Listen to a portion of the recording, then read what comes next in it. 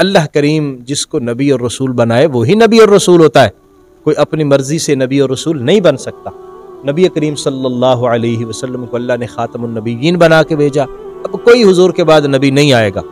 اس لیے ایسے ہی اگر کوئی اٹھ کے کہہ دے کہ میں نبی ہوں یا مجھ پر وحی آتی ہے، وہ سب جھوٹ بول رہے ہیں، وہ سب اللہ تبارک و تعالی کے حکم اور منشا کے خلاف جا رہے ہیں۔ اللہ تعالیٰ بہتر جانتا ہے کہ اس نے اپنا رسول کس کو بنانا ہے۔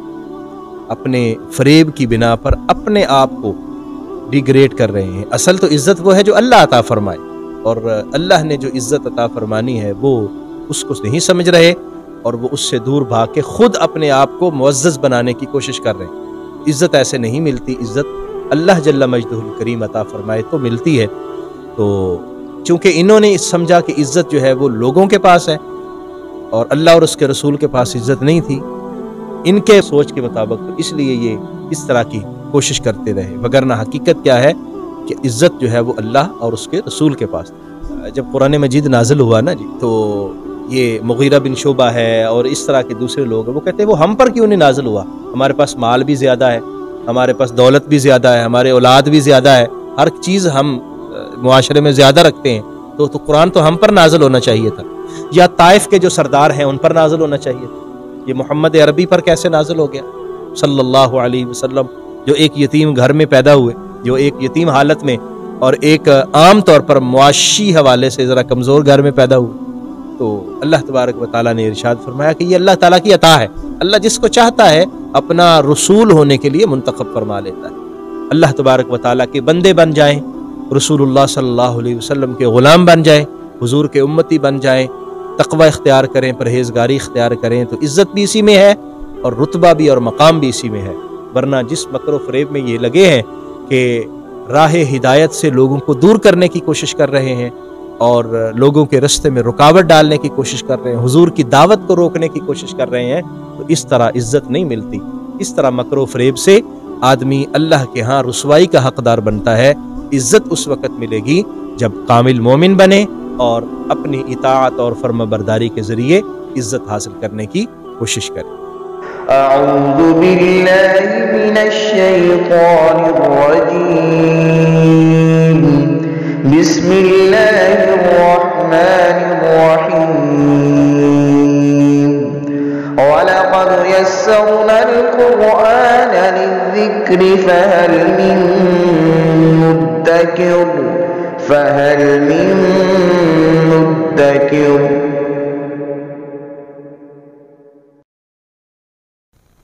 بسم اللہ الرحمن الرحیم۔ سورہ انعام کی 123 آیہ مبارکہ سے پڑھیں گی۔ دوسرا رکوع ہے 8ویں پارے کا۔ اعوذ باللہ من الشیطان الرجیم، بسم اللہ الرحمن الرحیم۔ وَكَذَلِكَ جَعَلْنَا فِي كُلِّ قَرْيَةٍ أَكَابِرَ مُجْرِمِيهَا لِيَمْكُرُوا فِيهَا وَمَا يَمْكُرُونَ إِلَّا بِأَنفُسِهِمْ وَمَا يَشْعُرُونَ۔ نبی کریم صلی اللہ علیہ وسلم نے جب اعلان نبوت فرمایا، مکہ کے بڑے بڑے رؤساء حضور علیہ السلام کے دشمن ہو گئے۔ ابو جہل، ابو لہب، اس طرح کے دیگر نام حضور علیہ السلام کے مخالفین میں کھڑے ہوئے اور حضور کے مشن کو اور حضور کی دعوت کو ختم کرنے کے لیے اور بند کرنے کے لیے انہوں نے اپنا پورا زور لگایا۔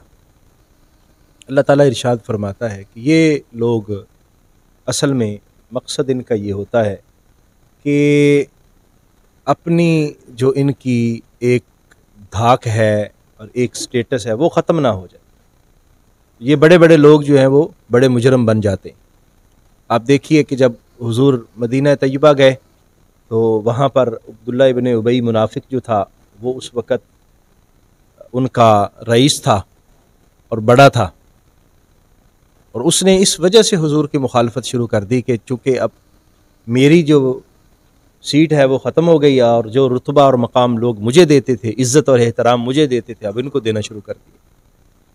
یہاں ارشاد فرمایا جا رہا ہے وَكَذَلِكَ جَعَلْنَا، اور اسی طرح ہم نے بنایا فی کل قریۃ، ہر بستی میں، اکابر مجرمیہا، ان کے بڑے بڑے جو لوگ تھے ان کو کہ مجرم جرم کرنے والے لیمکروا فیہا تاکہ وہ اس میں مکر و فریب کرتے رہیں، اپنی دھوکہ بازی اور اپنا جو ان کا فریب ہے اس کو کام میں لا کر وہ حق بات کی راہ میں رکاوٹ ڈالتے رہے۔